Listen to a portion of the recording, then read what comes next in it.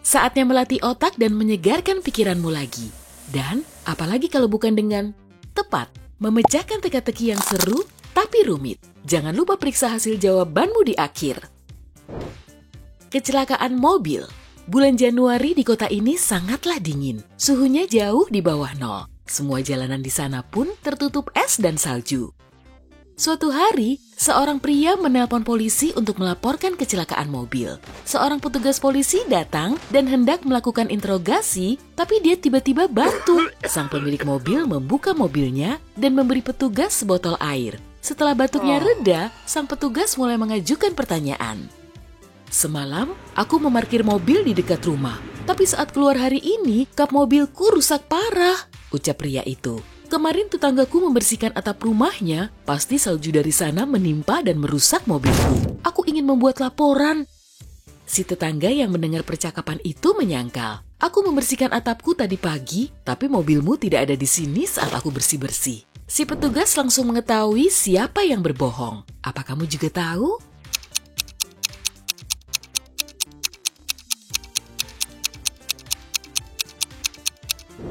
Si pemilik mobil ingin menjebak tetangganya. Kalau mobilnya ada di luar semalaman, air kemasan tadi pasti membeku. Teman yang peduli. Larry menelpon polisi karena dia khawatir akan temannya Brandon. Dia bilang, Brandon baru saja pulang dari Indonesia dan sejak saat itu sikapnya aneh. Dia barusan menelponku dengan aneh. Bisa ikut aku ke rumahnya sekarang? Saat petugas polisi menjemputnya, Larry memberi alamat Brandon. Brandon bilang dia belum pernah ke sana. Brandon membeli tempat itu segera setelah kembali dari Indonesia. Sesampainya di sana, rumah Brandon sangat berantakan. Ada banyak cat yang tumpah di lantai dan seorang petugas polisi tak sengaja menginjaknya. Larry melihat itu. Hati-hati pak, sini mari ku antar ke kamar mandi. Setelah itu, Larry langsung ditangkap. Kenapa?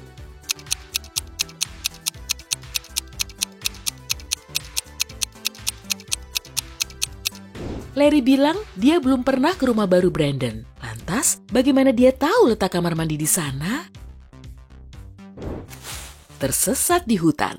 Sarah tersesat di hutan. Sesuai judul teka-teki ini, setelah berjalan berjam-jam, dia akhirnya sampai di tempat terbuka dengan 3 jalan sempit. Kenapa 3 terus? Sayangnya, salah satu jalan itu dihalangi semak-semak besar berduri tajam. Jalan kedua ditutupi sampah dan pecahan kaca. Sementara jalan ketiga dijaga oleh belalang sembah besar yang tampak seram. Jalan mana yang harus Sarah terjang?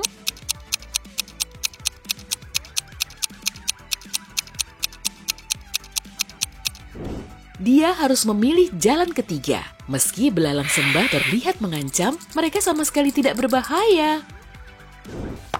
Angka yang membingungkan. Ini adalah angka 5 digit. Mau dibaca dari depan, belakang, atau terbalik, semua sama. Digit keduanya separuh digit yang ketiga.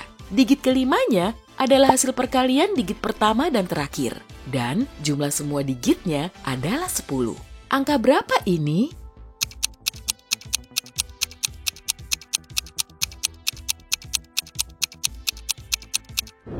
Jawabannya 10801. Ponsel hilang. Saat sedang di mall, detektif Liam mendengar seseorang berteriak. Dia bergegas ke sana dan melihat penjaga toko yang pusing dengan beberapa orang di sekitarnya. Ternyata, si penjaga toko menemukan ponsel lalu mengumumkannya. Sekarang, ada 3 orang yang mengaku sebagai pemiliknya. Seorang pria mengatakan ponsel itu pasti jatuh dari sakunya. Seorang wanita berkata, itu ponsel suaminya. Dan seorang remaja mengatakan gadget itu miliknya.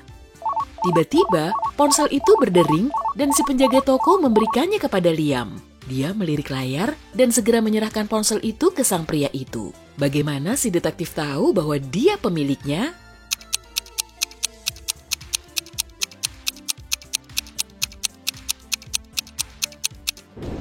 Istri, itulah yang tertulis di layar ponsel.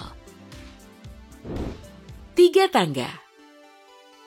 Eric tersesat di museum. Saat dia mencoba mencari jalan keluar, hari sudah malam. Semua pintu ditutup. Akhirnya, dia melihat 3 tangga. Yap, 3 lagi. Yang pertama ditutupi jelatang besar dengan dedaunan setajam silet dan duri panjang. Yang kedua, diselimuti bunga raksasa beraroma busuk yang baunya sangat menyengat. Sementara tangga ketiga ditutupi hutan kaktus yang mustahil dilewati. Tangga mana yang harus Erik pilih?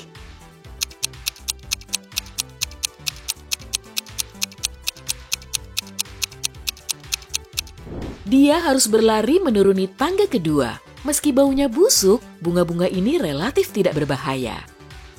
Narapidana kabur.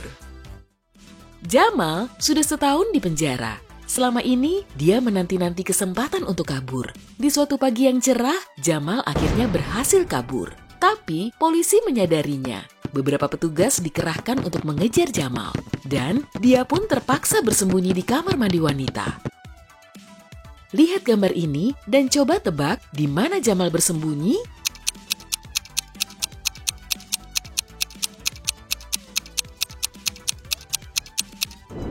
Jamal bersembunyi di bilik ketiga.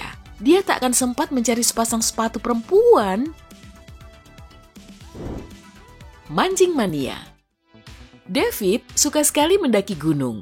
Itu adalah hasrat terbesar dalam hidupnya. Tapi sang istri, Jessica, membenci hobinya.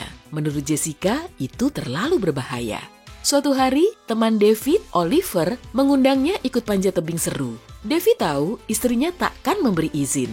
Jadi, David bilang dia mau memancing di danau dekat rumah selama beberapa hari.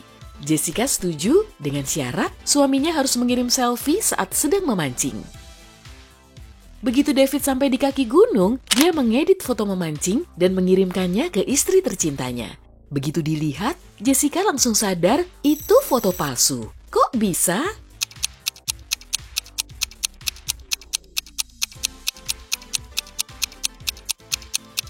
Jessica tahu di luar sedang turun salju. Artinya, danau di sana seharusnya bersalju juga. Badai hujan lebat. Seseorang membobol rumah Matthew saat hujan badai lebat dan mencuri banyak barang mahal. Matthew pun menelpon polisi. Polisi datang dan menginterogasi para tetangganya. Nicole bilang dia tinggal sendirian dan bekerja di rumah. Dia di rumah seharian. Jerry berkata dia adalah koki di sebuah restoran Italia dan baru pulang setengah jam yang lalu. Sofia berkata ke petugas bahwa dia tidak keluar rumah karena sakit. Siapa pencurinya?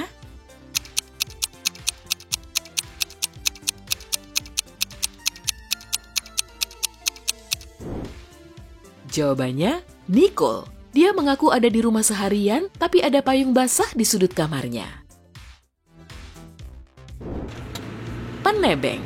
Chris adalah seorang supir truk. Pada suatu Jumat sore, dia pergi dari kota Apple dan melihat seorang pria berbaring di sisi jalan saat sedang mengemudi melintasi jalan raya. Chris berhenti dan menghampiri pria itu.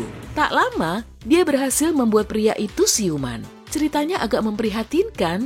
Dia adalah penebeng yang mencoba pergi ke kota Apple. Namun di tengah jalan, dia berdebat dengan pemilik mobil yang dia tumpangi dan diusir. Kepalanya terbentur, lalu pingsan. Kini dia memohon kepada Chris untuk memberinya tumpangan ke kota. Chris tidak mempercayai cerita pria itu dan menolak membantunya. Kenapa?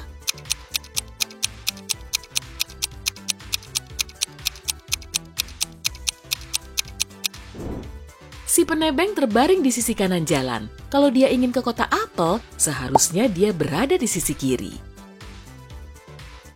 Anjing hilang. Jason menerima permintaan temannya untuk menjaga seekor anjing selagi temannya pergi. Dia sayang sekali kepada anjing Pomeranian kecil yang imut ini. Tapi istri dan anak-anaknya tidak. Suatu malam, sepulangnya Jason dari kantor, anjing titipan temannya itu hilang. Jason menelpon polisi. Saat polisi tiba, mereka menginterogasi Karen, istri Jason.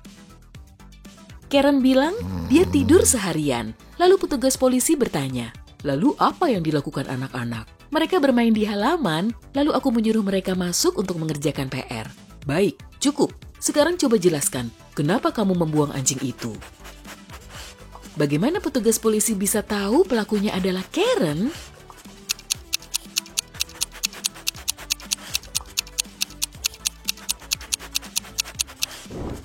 Yap, Karen bilang dia tidur seharian. Lantas, bagaimana mungkin dia menyuruh anak-anaknya masuk? Pencurian di hutan. Stephen menelpon polisi untuk melaporkan barang-barang berharganya yang hilang.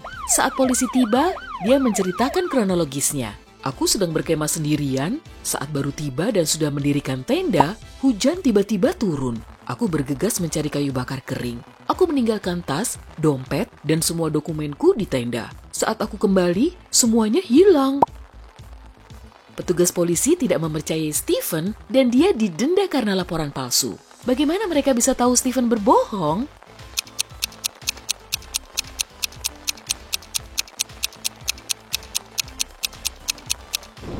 Stephen berkata dia sudah mendirikan tenda sebelum hujan turun. Lantas, kenapa di dalam tenda basah? Nah, saya yakin kamu sudah menunggu-nunggu segmen ini. Jika skormu 0 sampai 4 poin, keterampilan memecahkan teka-tekimu perlu diasah. Cobalah luangkan lebih banyak waktu untuk memikirkan tiap teka-teki dan tonton lebih banyak video teka-teki. Dengan begitu, kemampuanmu akan meningkat. Apa kamu menjawab 5 sampai 8 teka-teki dengan benar? Kamu pasti sudah sering latihan. Hasil ini bagus, tapi masih bisa lebih baik. Jangan buru-buru mengintip jawaban dan silakan pause videonya jika kamu butuh waktu lebih. Dengan begini, hasilmu bisa lebih baik. Kalau kamu mendapatkan 9 sampai 12 poin, bukan berarti kemampuanmu sudah pada batas maksimal. Teruslah memecahkan teka-teki tersulit agar pikiranmu tetap tajam dan aktif. Hey, jika kamu belajar hal baru hari ini, klik suka untuk video ini dan bagikan dengan teman. Berikut beberapa video keren lain yang pasti kamu suka. Cukup klik video di salah satu sisi layar dan ingat, tetaplah di sisi terang kehidupan.